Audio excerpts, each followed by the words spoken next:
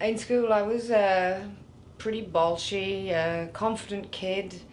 Um, I talk back maybe a little bit too much, and you see, my father is a real kind of free thinker type person, and I great admiration for my parents. They almost, they really are the generation that created the modern Ireland. I mean, Ireland was a very religious kind of poor country prior to their generation, and their sort of questioning and search for a better life for themselves really led the country out of the quagmire it was in, I guess, in the 40s and 50s.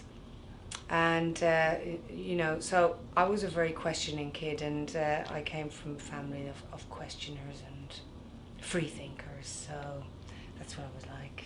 Not easy for teachers. My fashion icons are primarily and firstly the women in my family, who were all very strong women, and my mother was exceptionally beautiful when she was younger. I mean, she's still beautiful now, but she was really much prettier than I could ever be, and really had a great kind of way of carrying clothes and wearing clothes. She was nowhere near as vain as I am or obsessed with clothing, but when she did dress up, it was a very exciting thing for me as a child. My grandmother was a very strong woman. She ran 3 businesses. Her husband died when she was very young.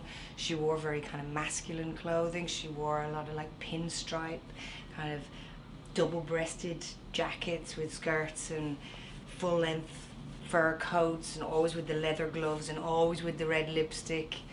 And I guess I come from an aspirational Irish family, a family that want more for themselves, and that a natural place to express that aspiration is in the way that you dress, and that's been instilled in me.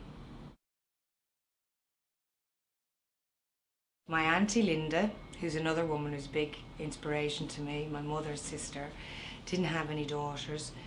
She hoarded everything from when she was young. She was actually a beauty queen in the 60s in Ireland, and she hoarded all her clothes. They were all up in the loft, and as a child I used to go up there, spend hours dressing up. I mean, she didn't just have, like, she had her wedding dress, she got married in a mini dress, and she had all the clothes from the 60s. She even had like tiaras and crowns and things that she won. So for a little girl, that was a very magical place to be up there. I'm definitely a diva. I'm very proud to be a diva. I mean, there was years ago, like, people would ask me about being a diva, and it seems like a dirty word, and maybe that all divas are biatches and full of themselves, and to me that's not what the word means. To me it's like strong female performer, and I'm proud to be one of those.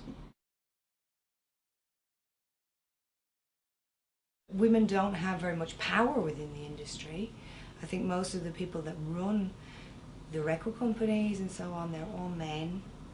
You go into studios and they're all men. Very rarely meet a female producer or a female engineer. I don't think little girls are encouraged into that kind of work, or haven't been. Maybe in the next 10 years we will see a large influx of women into those kind of areas in the music industry. I did find it quite strange when I signed to EMI. It's a large, massive record company, and you go to their big building, and it's a big square building, and all the offices are on the outside of the square, looking out of the windows. And in the center of the building, all the way down, all through the floors, different apartments, it's women on the shared kind of desks. I was doing secretarial work and assisting and stuff. And then it's all men in the offices on the kind of the outer square of the building, looking out the windows. And so you can really see that physically there in that building. You can see the way that's divided up. There's very few women in those offices, and they're all in the middle of the floor. So I don't know about out and out sexism, but it is the way it is. It's a male dominated industry.